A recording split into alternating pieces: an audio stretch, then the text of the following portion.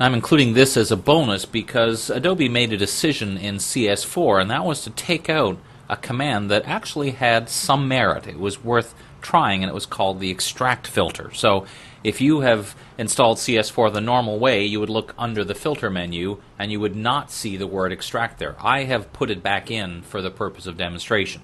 So first of all, how do you put it back in? Well, if you're an owner of a previous version of Photoshop, such as CS3, then here's how you do it. You would go back to your Photoshop CS3 applications folder to plugins and then filters, and you'll see in there the filter's called extract plus .plugins. You'd have to copy that out of there and then go to your CS4 folder and do the same thing. Put it in plugins and filters. And that's where I put it in. Then you have to restart Photoshop.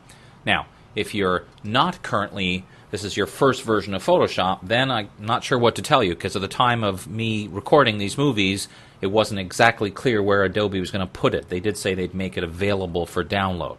So part of the reason they took it out is because they think the refine edge and the refine mask technology is leading us in a better direction, and I would tend to agree. Having said that, I still like extract to try things because sometimes it can do a pretty good job.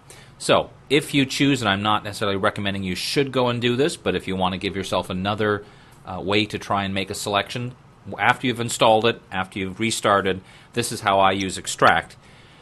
Duplicate the background layer. If you don't duplicate the background layer before using extract, you'll end up with pixels that are just gone because it'll make everything else transparent. So I like to do it this way. Duplicate the background layer. Then go to extract and you get a whole new interface, and it involves using this highlighter tool. And what you do is you highlight the areas that you want to retain. Now what you're going to do with this highlight is anywhere where there's areas that have a greater transition, for example her hair here, I'm going to use a bigger green highlighter and then get smaller on edges that are fairly clear. Something like this. So I'm going to make sure I get most of her hair, but for the rest of it I can go pretty small. Now you can try this thing called smart highlighting. What it tries to do is kind of become magnetized and make it as small as possible. I've had mixed success with it, but frankly what I would mostly use extract for anyway would be, see, that's just not helping me. I'm going to turn that off and hold down the option key to just erase that and do it myself. What I was going to say though is I would generally try to use extract mostly for a portion such as her hair, because that's going to be the challenging part. Once you've done a highlight, you got to make sure you go all the way around. Then you use this paint bucket and fill the rest. You end up with weird green highlight with blue fill in the middle. Then you click OK. You see what we got. Now it's kind of hard to tell, so once again let's put a layer below that we'll fill with something, and you can see not great, although it's not too bad around parts of her hair, but overall, it's okay. But one of the things I like about extract is that you can use it to do just a portion. For example, hair is another thing that extract does fairly well. Now, if you get an extraction like this one that's missing some pieces, like look there, it's missed part of her face completely, here's an interesting little trick. If you duplicate it a couple of times, it starts to fill in. Now it's going to bring a little too much. But again, this is just an example to show you that it is another possibility.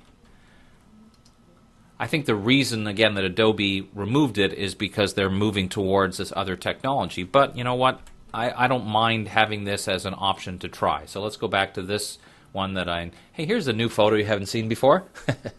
I know, but I want to show you in comparison. So let's try extract in this case. I'm going to use my right bracket key to make this brush fairly big, this highlighter, because I want to try and get all the little wispy hairs in here. Something like this. Get all this part. Come along here. Probably just paint in there a little bit to try and get that little bit. Then fill the middle.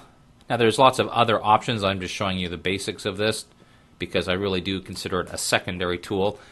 You know, that's not bad from a hair perspective. Let's put a new layer below once again and fill it this time with white and see how we're doing, and then do that same duplicate. You know, it's not bad. It's got some possibilities. In fact, it's actually got some of the finer hairs that I didn't get in another way. So personally, I look at extract as another tool. Later on, you'll see an example where I treat the person's hair and their body in two separate pieces. The extract command is another example of a tool that you could use to do a portion of the photo. I tend to agree that we're going to move away from this as the refined mask technology continues to get better, but if you want to have this as an option, it certainly is one that you can put back in again. It just doesn't come built into Photoshop CS4.